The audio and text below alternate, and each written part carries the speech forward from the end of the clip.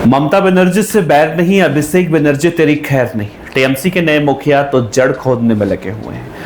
पश्चिम बंगाल की राजनीति में चल रहा टीएमसी का आंतरिक ड्रामा अब क्लाइमैक्स पर पहुंच चुका है। विधानसभा चुनाव 2026 में पार्टी की करारी हार और बिखराव के बीच नेता प्रतिपक्ष यानी एलओपी की जिम्मेदारी संभालते ही बागी गुट के प्रमुख नेता ऋतव्रत बनर्जी ने ऐसी धमाकेदार प्रेस कॉन्फ्रेंस की है जिसने सूबे की सियासत में भयंकर खलबली मचा दी है।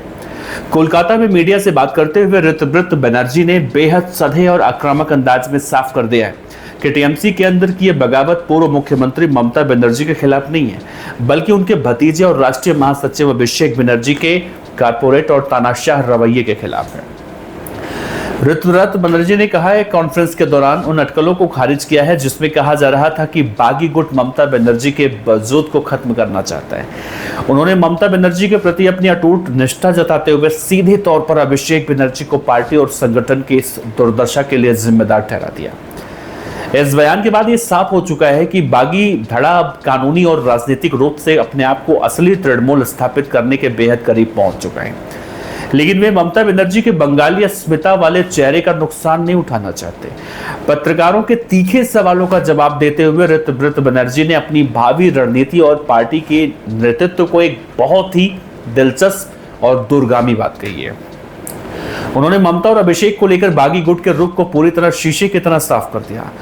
मैं ये बात बिल्कुल साफ और दो टूक शब्दों में कह देना चाहता हूं कि हमारे नेता आज भी केवल और केवल ममता बनर्जी ही हैं। उन्होंने कहा, हम पूरे दिल से चाहते हैं कि हमारी मार्गदर्शक, गार्जियन और सलाहकार बनी रहें। वो हमारे संसदीय पार्टी को रास्ता दिखाएं, क्योंकि उनके संघर्ष से ही ये दल खड़ा हुआ है। लेकिन जहां तक अभिषेक का सवाल है तो उनको इस 18वें विधानसभा से अब कोई लेना देना नहीं है। ऋतव्रत बनर्जी का ये बयान साफ कर रहा है कि बागी गुट ने अभिषेक बनर्जी को पूरी तरह से अलग थलग करने का मन बना लिया है।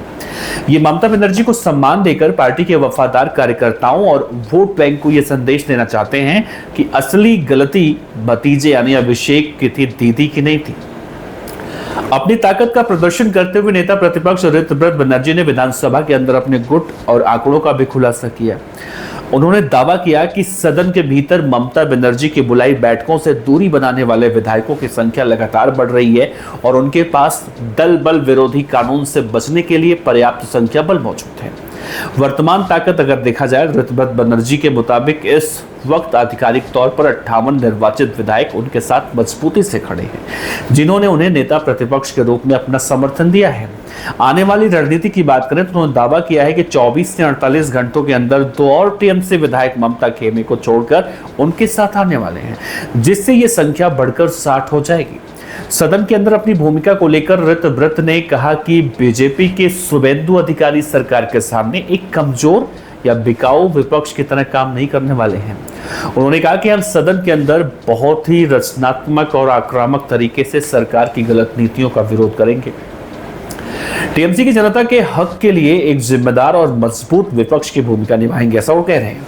राजनीतिक विश्लेषकों का यह मानना है कि ऋतव्रत बनर्जी का यह बयान एक बेहद सोची समझी कानूनी और राजनीतिक रणनीति का हिस्सा है। अपने आप को ममता का समर्थक और अभिषेक विरोधी बताकर वे टीएमसी के उन बचे हुए विधायकों को भी अपने पाले में खींचना चाह रहे हैं जो अभिषेक बनर्जी की कार्यशैली से नाराज थे, लेकिन ममता बनर्जी के डर या फिर सम्मान की वजह से अब तक खुलकर सामने नहीं आ पा रहे थे। अब गेंद पूरी तरह से ममता बनर्जी के पाले में है। ममता बनर्जी के लिए ये स्थिति बेहद दर्दनाक है, जहां उनके अपने विधायक उनके भतीजे को विलेन बताकर उन्हीं को सलाहकार बनने का ऑफर दे रहे हैं। क्या ममता बनर्जी अपने भतीजे अभिषेक का राजनीतिक करियर बचाने के लिए इन 60 विधायकों को पूरी तरह से छोड़ देंगी, या फिर वो पार्टी को बचाने के लिए कोई बीच का रास्ता निकालने वाली है? बंगाल विधानसभा का ये सत्र बहुत हंगामेदार होने वाला है, ये तो खैर देखने को मिलेगा। आप क्या सोचते हैं? अपने विचार रखिएगा। नमस्कार।